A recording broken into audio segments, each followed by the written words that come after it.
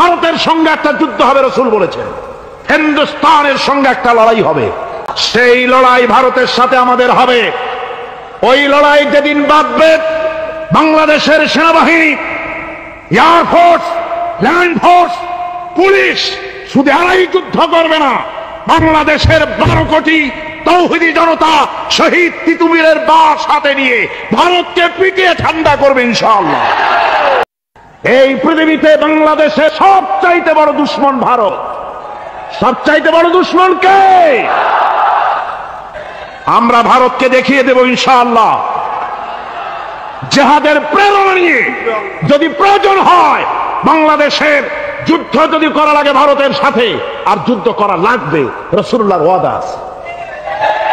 কার ওয়াদা? নাসাই শরীফ, ইবনে মাজাহ, এই ৭৭ দুটি হাদিসের মধ্যে হযরত আবী হুরায়রা রাদিয়াল্লাহু তাআলা আনহু বর্ণিত হাদিস রয়েছে। বলেছেন 2 শ্রেণীর লোক কিয়ামতের দিন জাহান্নাম থেকে মুক্ত হয়ে যাবে। এক শ্রেণী হচ্ছে যারা ঈসা আলাইহিস সালামের সাথে সাথী হয়ে যারা লড়বে আর শহীদ হবে, কিয়ামতে তারা জান্নাতে যাবে, জাহান্নাম থেকে মুক্ত। আর দ্বিতীয় শ্রেণী, ভারতের সঙ্গে একটা যুদ্ধ হবে, রাসূল বলেছেন হিন্দুস্তানের সঙ্গে একটা লড়াই হবে। ওই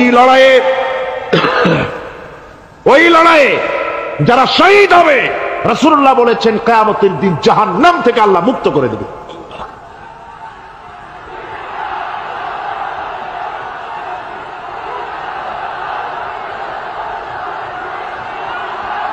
আমার মুসলমান ভাইয়েরা,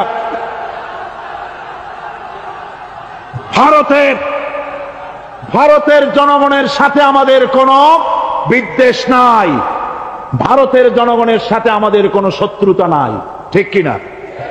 আমাদের দুশ্মনী নরপশুর সাথে। তুমি একটা সরকার, তোমার হাতে রয়েছে সেনাবাহিনী, তোমার সাথে বিএসএফ, তোমার হাতে ল্যান্ড ফোর্স, এয়ারফোর্স, সব বাহিনী তোমার হাতে। মসজিদ ভাঙে চোখের সামনে, তোমার বাহিনীর লোকেরা অস্ত্র নিয়ে দাঁড়িয়ে থাকে, একটা ফাঁকা গুলিও করলো না। করছে একটা ফাঁকা গুলি? মুসলমানেরা প্রতিবাদ করলো, সেই প্রতিবাদের মুখে মুসলমানদেরকে গুলি করে করে মারা হলো। কারফিউ দিয়ে পুলিশেরা মুসলমানদের ঘরে ঢুকে মুসলমানদেরকে বের করে এনে বেয়নের চাপ করে শহীদ করে দিয়েছে। দিল্লি, মিরাট, থামো, দিল্লিতে, মিরাটে, কলকাতায়, বোম্বে, মাদ্রাস, গোটা ভারতে সাম্প্রদায়িক দাঙ্গা দিয়ে ডুবিয়ে ফেলেছে।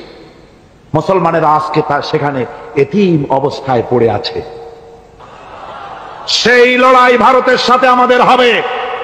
ওই লড়াই যেদিন বাঁধবে, বাংলাদেশের সেনাবাহিনী, এয়ারফোর্স, ল্যান্ড ফোর্স, পুলিশ শুধু এরাই যুদ্ধ করবে না, বাংলাদেশের 12 কোটি তৌহিদি জনতা শহীদ তিতুমীরের বাস হাতে নিয়ে ভারতকে পিটিয়ে ঠান্ডা করবে ইনশাআল্লাহ।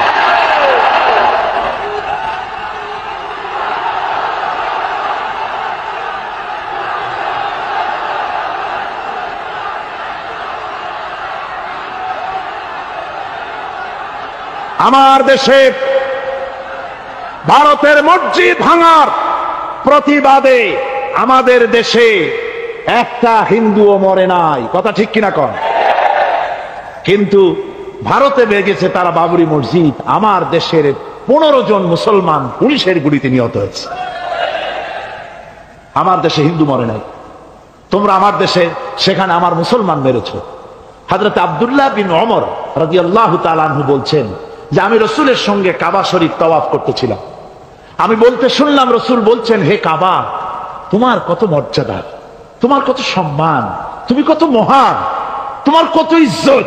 তবে কাবা শুনে রেখো, আল্লাহ রাব্বুল আলামিনের একটা মুমিন বান্দার যে মর্যাদা, তোমার মর্যাদা যত হোক একটা মুমিনের চাইতে নিশ্চয়ই বেশি নয়। তোমরা মসজিদ ভেঙেছো আর আল্লাহর মুমিন বান্দাদেরকে ভেঙেছো। ভারত সরকার শুনে রাখো, মসজিদ ভাঙো নাই, তকদির ভেঙেছো। মসজিদ যেভাবে মসজিদের ইটগুলি টুকরা টুকরা হয়েছে, গোটা ভারত আজ হোক কাল হোক মসজিদের ইটের মতোই টুকরা